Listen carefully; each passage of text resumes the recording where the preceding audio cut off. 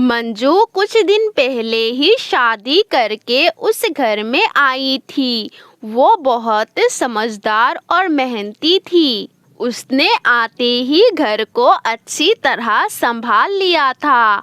उसकी सास भी अपनी बहू से बहुत खुश थी। नई नवेली दुल्हन को देखने गांव के लोग उनके घर आ रहे थे। लिली भी अपने पति के साथ मंजू को देखने आती है। मन्ने 2-3 दिन से मारे धनी से कह रही थी कि मारे को दुल्हन देखने जाना है। आज समय मिला है। बहुत अच्छा किया आपने जो आप यहाँ आए। क्या आपके घर यही पास में ही है? हाँ, हम यहाँ थोड़ी ही दूर पीपल के पेड़ के बगल वाले घर पर रहते हैं। बहू, आप मेहमानों के पास बैठे और मैं इनके लिए कुछ खाने को लेकर आती हूँ। जी सासू माँ, आप जाइए। बहू, मेरे पास आकर मेरी बात तो सुनो। फिर मंजू की सास उसे रसोई में ले जाती है। मेरे पास पैसे भी थोड़े से ही है। क्या दूध है घर में? जी माँ जी, दूध तो है, मगर चाय के लिए साथ देने के लिए कुछ नहीं है। मैं दुकान से लेस और बिस्किट लेकर आती हूँ। आप इतनी देर में चाय बना ले। फिर मंजू की सास दुकान पर चली जाती है। वो दुकान से बिस्किट और लेस लेती है। क्या बात है बहन जी, आजकल बिस्किट और लेस बहुत जा रहा है आपके घर में। मेरे बेटे की शादी हुई है ना, इसलिए गांव के पड़ोसी मेरी बहू को देखने आ रहा है। घर में मेहमानों को कुछ तो देना ही होता है। मंजू भी चाय बना लेती है। चाय के साथ बिस्किट और लेस देती है। अरे बहू, तुम तो बहुत सुंदर लगत हो और थारी हाथ की चाय तो क्या ही बात है। सच कहा, मैंने पहले कभी ऐसी चाय कभी नहीं पी। ऐसे ही दिन गुजरते गए और कोई ना कोई उनके घर आए ही रहता। फिर एक दिन मंजू के पति उसे कहता है, मंजू, मेरे पास तो अब पैसा खत्म हो गया है। माँ जी, क्या आपके पास कुछ पैसा है? नहीं बेटा, इस महीने खर्चा बहुत हुआ है। पहले शादी पर और बाद में जो भी पड़ोसी घर आता है उसके लिए कुछ ना कुछ तो लाना ही होता है। माँ जी, जो भी मेहमान हमारे घर में आता है उसके लिए दुकान से बिस्किट और लेस लाते हैं। ऐसे चीजों पर पैसे भी ज्यादा लगता है।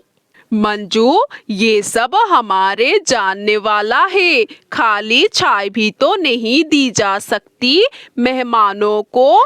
आजकल गाजरों का मौसम है। ऐसा करिए, आप मुझे बाजार से 5 किलो गाजर लेकर दे। मैं गाजर का हलवा बहुत स्वादिष्ट बना लेती हूँ। फिर जो भी पड़ोसी हमारे घर आएगा हम उसे बाजारी चीजें देने की बजाय गाजर का हलवा देंगे। बहू, क्या आप बना लेती हो गाजर का हलवा? हाँ माँ, मैं बहुत स्वादिष्ट हलवा बना लेती हूँ। मैं आज ही गाजर ले आता हूँ, इससे कुछ तो खर्चा कम होगा। फिर मंजू के पति बाजार से गाजर लेने चला जाता है। मंजू भी दूध चूल्हे पर रखती है और उसकी सास नारियल काटती है और किशमिश को साफ करती है। मंजू के पति भी गाजर ले आता है और फिर वो सब मिलकर स्वादिष्ट गाजर का हलवा बना लेता है। अब कोई भी आए तो हम उसे गाजर का हलवा चाय के साथ देंगे। महंगी बाजारों चीजों से जान छूटी। कालू जी, चलो तो मानो की पत्नी को देखकर आते हैं। सारे पड़ोस के लोग गए हैं, हम अभी तक नहीं गए उसे देखने के लिए। ये लो 100 रुपए रख लो। आते समय मानो की पत्नी को मुंह दिखाई दे देना। फिर गौरी और कालू अपने घर से निकलते हैं। मानो, आपके पत्नी तो बहुत सुंदर है। आप भी बहुत सुंदर है। गौरी बहन, गौरी ही है ना आपका नाम? मुझे माँ जी ने आपके बारे में बताया था। हाँ हाँ, मेरा नाम गौरी है। सामने नदी के पास घर है हमारा। बहू, रसोई में जाओ और मेहमानों के लिए कुछ खाने पीने को लाओ। फिर मंजू रसोई में चली जाती है।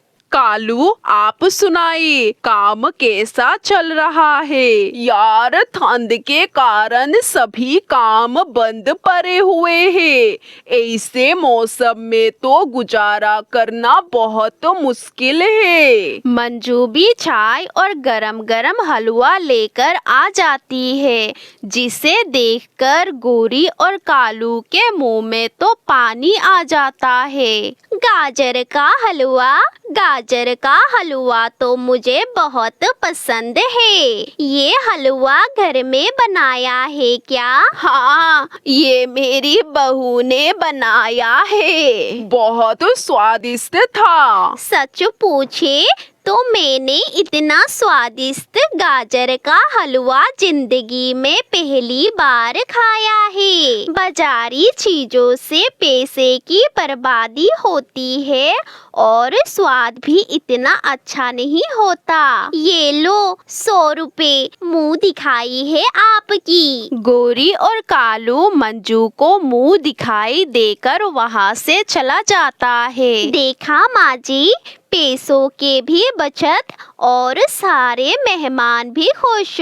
मेरी बहू तो बहुत समझदार है। क्या ये गाजर का हलवा केवल मेहमानों के लिए बनाया है? क्या मुझे भी मिलेगा? मैं अभी गरम चाय के साथ आपके लिए और माँ जी के लिए गाजर का हलवा लेकर आती हूँ। कुछ दिन गुजर जाते हैं। एक दिन मानो किसी काम से दूसरे गांव में जा रहा था कि रास्ते में एक पेड़ के डाल मानो के ऊपर गिर जाता है और उसका एक पैर टूट जाता है। कोई मेरी मदद करो। मैं घायल हो गया हूँ। मानो मदद के लिए ऐसे आवाज लगाता है। काफी देर बाद जब हरीराम वहाँ से गुजरता है तो वो मानो को गिरा देखकर उसके पास आता है। अरे, आप तो बहुत घायल हो गई हो। फिर हरीराम मानो को उनके घर छोड़ आता है। ये क्या हुआ? आपके पैर से तो खून निकल रहा है। मेरा बेटा ठीक तो है ना? क्या हो गया है मेरे बेटे को? मैं ठीक हूँ, आप चिंता ना करें। मेरा पैर पर चोट आई है। मैं अभी शर्मा जी को लेकर आती हूँ। फिर मंजू शर्मा जी को लेने जाती है। थोड़ी ही देर बाद वो शर्मा जी को लेकर आ जाती है। जख्म पर पट्टी बांधी है, मगर मुझे बहुत अफसोस है। मानो अब आप चल नहीं सकोगे। पैर की हड्डी टूट गई है। 1 महीना लग जाएगा हड्डी को ठीक होने में। फिर शर्मा जी वहाँ से चला जाता है। वो सारा परिवार रो रहा था क्योंकि मानो ही उस परिवार के लिए कमाई करता था। ऐसे ही कुछ दिन गुजर जाते हैं और घर में सारी खाने की चीजें खत्म हो जाते हैं। माँ जी, ऐसे कैसे चलेगा? घर में तो कुछ भी नहीं बचा। बहू, आप गौरी के पास जाइए और उससे कुछ पैसा उधार ले आए। फिर मंजू गौरी के पास जाती है। मंजू बहन, आप चिंता ना करें, मानो जरूर चलने लग जाएगा। बहुत मुश्किल दिन है, गुजर जाएगा। मैं आपको ये 500 रुपए जल्द ही लौटा दूंगी। मंजू बहन, मेरी मानो तो ऐसे आपका घर का गुजारा नहीं होगा। मैं तो कहती हूँ कि आप गाजर का हलवा बनाओ और उसे बेचना शुरू कर दो। मुझे पूरा विश्वास है आपका गाजरों का हलवा हाथों हाथ बिकेगा। ये सुनकर मंजू बहुत खुश हो जाती है। गौरी बहन, मुझे तो ये ख्याल भी नहीं आया मैं ऐसा कर सकती हूँ। मैं अपने परिवार को सहयोग दे सकती हूँ। फिर गौरी मंजू के साथ जाती है। वो दोनों बाजार से गाजरें लेती है और घर जाके मंजू गाजर का हलवा बनाना शुरू करती है। गौरी बेटी, आपका बहुत बहुत धन्यवाद जो आपने हमें रास्ता बताया। फिर उस दिन के बाद मंजू गाजर का हलवा बेचना शुरू कर देती है और उसके घर का अच्छा गुजारा होने लगता है। मंजू, इतने पैसे तो मैं भी कमा कर नहीं लाता जितना आप गाजर का हलवा बनाकर कमा लेती हो। मेहनत करने में कोई हर्ज नहीं है। मुझे बहुत खुशी है कि मैंने अपने घर के लिए कुछ किया। ऐसे ही वो सब खुशी से रहते हैं।